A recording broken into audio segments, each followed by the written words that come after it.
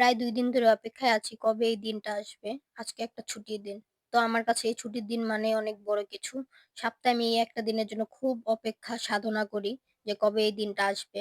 তো যাই হোক আজকে ঘরে ছুটির দিন আর এমনিতেও ঘরে আমার ভাই ওরা সবাই আছে। আবার কিছু খেতে চেয়েছে। তো কি করব বুঝতে পারতেছিলাম না। তেমন উপকরণ ছিল না ঘরে। তাও আমি বানিয়ে ফেললাম একটা পিজ্জা। তো জানি না এটা কেমন পিজ্জা হবে। ১ম এ তো শুরু করে দিলাম খুব সুন্দর এবং ভদ্রভাবে। So hi guys, welcome to Diya's vlog. তোমরা সবাই কেমন আছো? আশা করি অনেক ভালো আছো আর আমি অনেক ভালো আছি। আজকে পিজ্জা বানাবো। তো সবাই অনেক অনুরোধ করছিল পিজ্জা বানানোর জন্য আমার ভাই ওরা সবাই তো বানিয়েই ফেললাম। তেমন কিছুই ছিল না ঘরে মানে ওদের একেক সময় একেক বায়না দেখে মাথায় হাত। যাই হোক আমি সবকিছুই বানাতে পারি সবকিছু দিয়ে। তো পিজ্জা বানানোর জন্য ১ম এ আমি ময়দাটা গুলে নিয়েছি। ময়দা গুলানোর জন্য আমি এক বাটিতে ১ কাপ ময়দা নিয়েছি, ইস্ট নিয়েছি পরিমাণ মতো, সামান্য একটু লবণ নিয়েছি। এরপর আমি সামান্য একটু তেল দিয়েছি আর অল্প, অল্প করে জল দিয়ে ভালোমতো মিহি করে মেখে নিয়েছি। ০.৫ ঘন্টার মতো একটু রেস্টে রেখে দিয়েছিলাম। এরপর একটা বড় একটা থালের মধ্যে যেটাতে আমরা ভাত খাই বাঙালিরা, বড় একটা থালের মধ্যে নিয়ে নিয়েছি। একটু অলিভ অয়েল তেল মেখে নিয়েছি যাতে পিছনে না লেগে যায়। অলিভ অয়েল বা সাদা তেল তোমরা যে যেটা ব্যবহার করো সেটাই করো। কিন্তু আমি অলিভ অয়েল ব্যবহার করেছিলাম। এরপর আমি ২ হাত দিয়ে ভালোমতো মেলে নিয়েছি। এরপর একটু সস দিয়েছি, টমেটো সস। তারপরে আমি একটু গোলমরিচ দিয়েছি।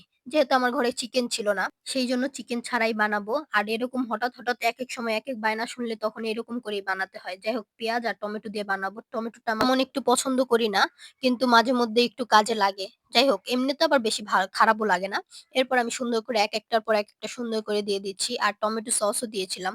এরপর সেইদিন আমি একটা শপ থেকে চিজ নিয়ে এসেছিলাম। তো সেটা দিয়ে আজকে খাবো। তো আজকে খুব সুন্দর করে চিজগুলো আমি গ্রেট করে নিয়েছি আমঝুরনি দিয়ে, যেটাকে আমরা বলি আমঝুরনি। তো সেটা দিয়ে খুব গ্রেট করে নিয়েছি সুন্দরভাবে। তো এইখানে আমি খুব ভালোমতো ছিটিয়ে দিয়েছিলাম। আর এমনি তো আমাদের ঘরে ওভেন নাই ভাই। আমরা হচ্ছে গরিবস। তো যার জন্য আমরা একটু চুলাতেই বানাবো মিডিয়াম আঁচে দিয়ে। তো এর জন্য আমি সবকিছু রেডি করে নিয়ে তো ওখানে একটা রুটির তাওয়ায় আর একটা পুরনো ভাঙা থালে, বাঙালিদের ঘরে সবার ঘরে একটা ভাঙা থাল আছে। সেই ভাঙা থালের মধ্যেই সেই ভাঙা থাল আর তাওয়ার উপরে গরম আঁচ দিয়ে এই প্লেটটা বসিয়ে দিব। পিজ্জা হতে, হতে পিজ্জার মাঝে আমি আরেকটা জিনিস বানিয়ে নিয়েছি সেটা হচ্ছে মেয়োনিজ। মেয়োনিজটা আমার খুবই ভালো লাগে খেতে। আগে পরে সবসময় আমি মেয়োনিজ অনেক পছন্দ করি। তো এর জন্য আমি বানিয়ে নিয়েছি। আর তোমাদের সাথে নেক্সট ভিডিওতে আমি এই মেয়োনিজের ভিডিওটা শেয়ার করব যে আমি কিভাবে বানিয়েছি। তো দেখো তোমরা কত সুন্দর হয়েছে আমার পিজ্জাটা বানানোটা। জাস্ট দেখো। আর দেখতে যতটা পরিমাণের ইয়াম্মি হয়েছে তা খেতে তার থেকে বেশি মজা হয়েছে। সত্যি তোমরা যদি একটু খেতে পারতা তাহলে হয়তো আমি বুঝাতে পারতাম। যাই হোক এটা কোনো ব্যাপার না। তোমরা একদিন নিজেরা নিজে তৈরি করে আমার ভিডিও দেখে খেয়ে দেখো কেমন লাগতেছে।